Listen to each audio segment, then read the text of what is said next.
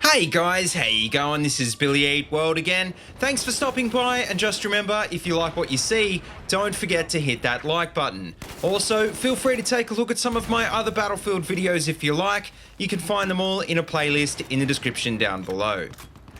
But anyway, I've just got done with watching the Battlefield 1 world premiere, and as crazy as it sounds, the leaks were apparently correct. Sure enough, the new game is going to be set in World War I, which, to be completely honest, I thought would be the last thing they'd actually go for.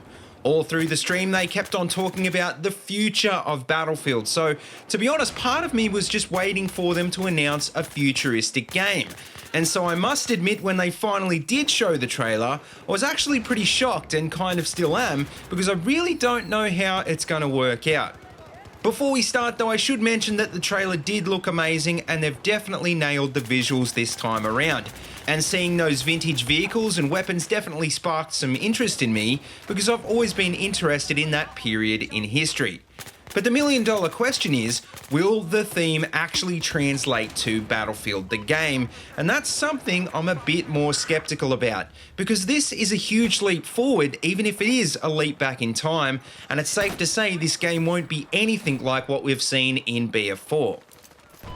Now, with that being said, what will make Battlefield 1 so different? Well, to begin with, there's a lot less design space in the theme.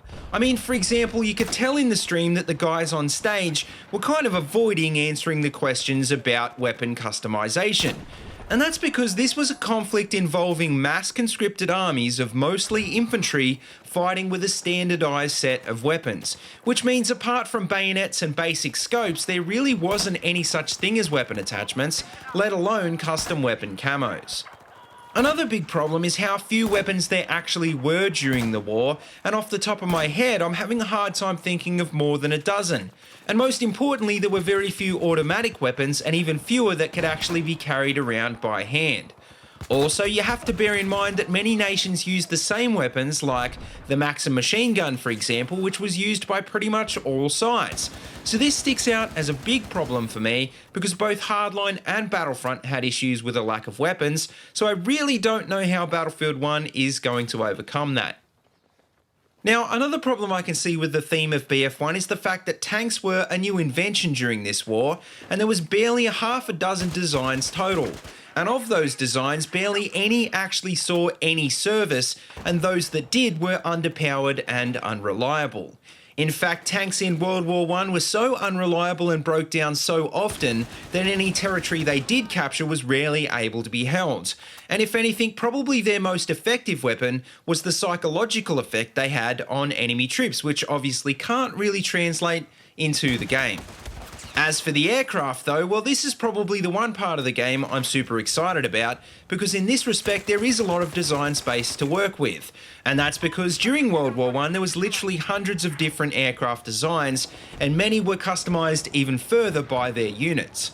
Also, considering lock-on weapons didn't exist in that period, I'm pretty excited to be doing a lot more dogfighting with enemy planes. But in saying that, I do hope to see a lot more open slots for pilots in this game, because I just don't think two planes aside will be able to cut it anymore in this format.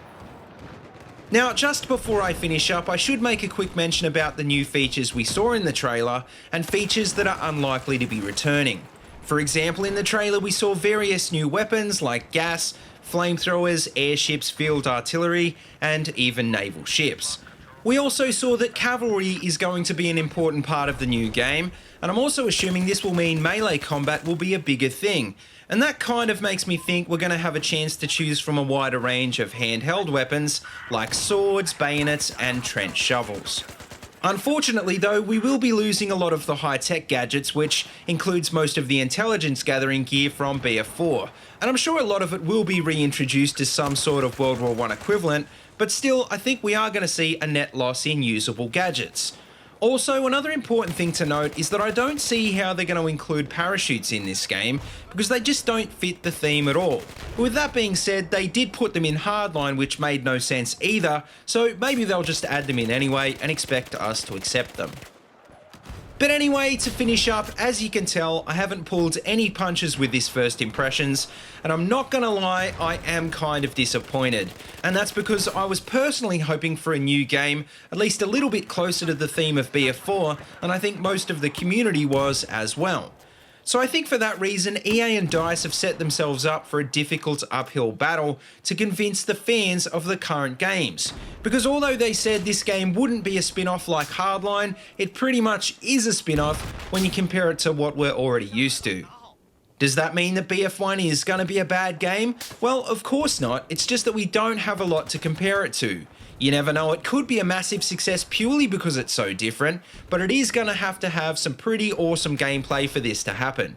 So with that being said, I guess the only thing we can do is wait for the open beta and see how the game plays out for ourselves. But until then, even though I don't really want to be, I can't help but be a bit skeptical because it's not even close to what I wanted or even expected them to release. But anyway guys, that just about wraps up my first impressions of the new game, so let me know what you think of Battlefield 1 in the comment section below, and as always, if you like what you see, don't forget to like, comment and subscribe. Also, check out the links in the description below if you want to see any more of my videos, or if you want to support my channel on Patreon, and until next time, see you later, and have a good one.